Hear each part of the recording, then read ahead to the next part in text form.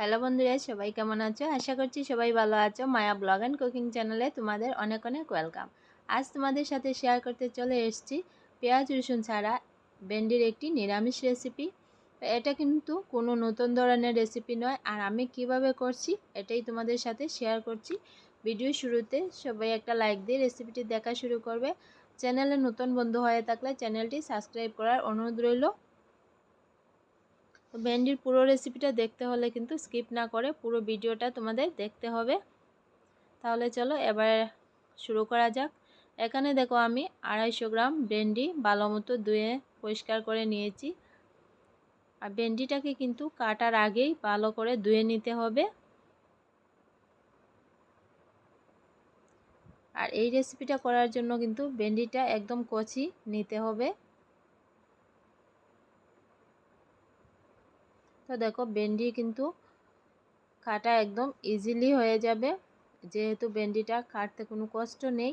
সামনে আর পিছনের দিকটা ফেলে কিন্তু ভেন্ডিগুলো খুব সহজেই কেটে নেওয়া যায়।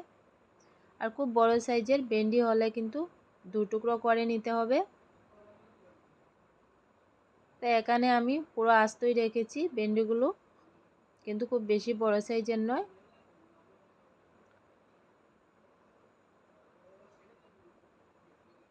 তো দেখো এভাবে করে কিন্তু আমার প্রত্যেকটা ভেন্ডি কাটা হয়ে গেছে।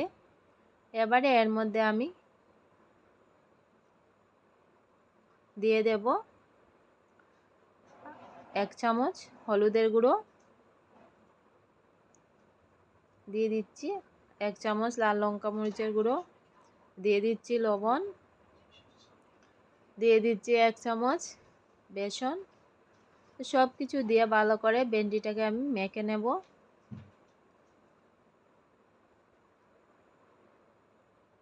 তো এবারে ভেন্ডিটাকে আমার মাখানো হয়ে গেছে, 10 মিনিটের জন্য আমি রেস্টে রেখে দিলাম। আর এখানে দেখো একটা মশলার পেস্ট তৈরি করে নেব। নিয়ে নিচ্ছি 1 চামচ পোস্ত, 2 চামচ সরষ, 4টা কাঁচা লঙ্কা। অল্প জল দিয়ে কিন্তু আমি মশলার এই পেস্টটা তৈরি করে নেব। আর এখানে দেখো কড়াইটা বসিয়ে দিয়েছি, তেলটা আমার গরম হয়ে গেছে। এবারে আমি ভেন্ডিগুলো দিয়ে দেব।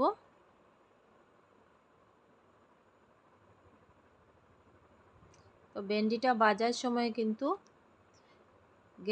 গ্যাসের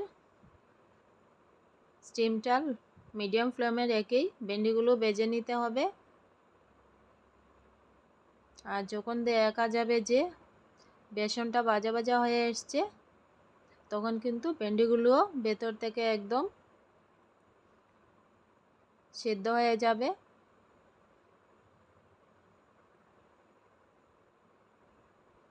তো এভাবে কিন্তু ভেন্ডিগুলো ভেজে নিতে হবে। আর লক্ষ্য রাখতে হবে ভেন্ডিগুলো যেন সবুজ কালারেই থাকে।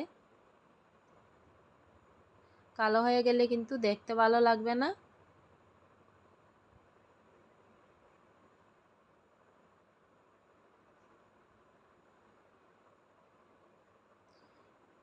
এভাবে নাড়াচাড়া করে আমি ভেন্ডিগুলো ভেজে তুলে নিব। এবারে আমার ভাজা হয়ে গেছে।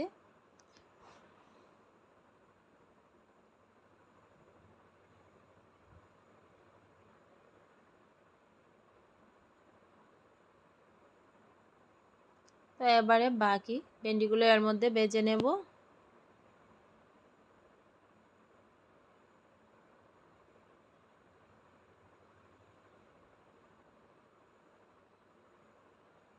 তো দেখো ভেন্ডিগুলো ভেজে তুলে নিচ্ছি। আর এই রান্নাতে কিন্তু বেসনের ফ্লেভারটা খুবই ভালো লাগে, এর জন্য আমি বেসন দিয়ে কিন্তু ভেন্ডিগুলো ভেজে নিয়েছি। দিয়ে দিলাম কিছুটা পরিমাণ কালো জিরা আর 2টে শুকনা লঙ্কা ফোড়ন। তো ফোড়নটাকে একটু নাড়াচাড়া দিয়ে এবারে আমি দিয়ে দিচ্ছি মিডিয়াম সাইজের একটা টমেটো কুচি। টমেটো কুচি দিয়ে আমি আরও কিছুক্ষণ এভাবে নাড়াচাড়া করে নিয়েছি। এবারে দিয়ে দিচ্ছি আমি হলুদের গুঁড়ো, লাল লঙ্কা মরিচের গুঁড়ো, পরিমাণ মতো লবণ দিতে হবে, যেহেতু আমি ভেন্ডিটা ভাজার সময় লবণ দিয়েছিলাম, আর দিয়ে দিলাম এখানে মশলার এই পেস্টটা, পোস্ত আর শস্য। এবারে এর মধ্যে আমি দিয়ে দিচ্ছি মশলা দেওয়া জলটা।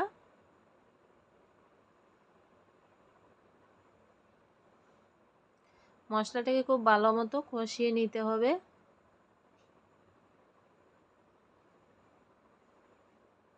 দেখো মশলাটা ভালো মতো কষানো হয়ে গেছে, আর তেলটাও কিন্তু ছেড়ে দিয়েছে মশলা থেকে।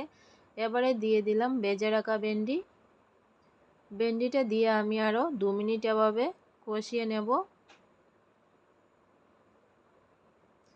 তো খুব বেশি কিন্তু কষাতে হবে না, যেহেতু মশলাটা কষানো আছে, আর ভেন্ডিগুলো আমি আগে থেকেই ভেজে রেখেছিলাম।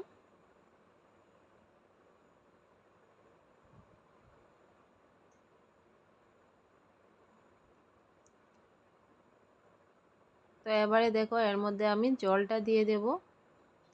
তো খুব বেশি কিন্তু জল দেব না, যেহেতু আমি গ্রেভিটা একটু ঘন ঘনই রাখবো। এবারে আরও অল্প জল দিয়ে দিলাম। এবারে আমি 3 মিনিট ঢেকে রান্নাটা করে নেব।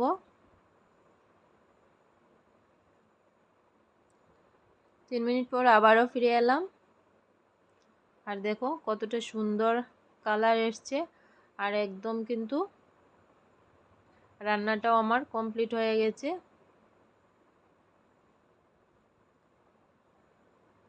এবারে এর মধ্যে দিয়ে দিচ্ছি আমি কিছুটা ধনিয়া পাতা কুচি।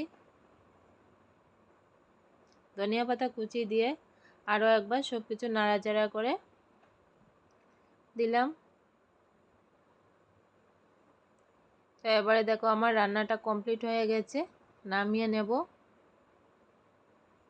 যদি এই ভেন্ডি রেসিপিটা তোমাদের ভালো লাগে তাহলে একবার বাড়িতে অবশ্যই ট্রাই করো। ভালো লাগলে লাইক, কমেন্ট, শেয়ার, সাবস্ক্রাইব করে আমার পাশে থেকো। দেখা হচ্ছে অন্য আরও একটি ব্লগ বা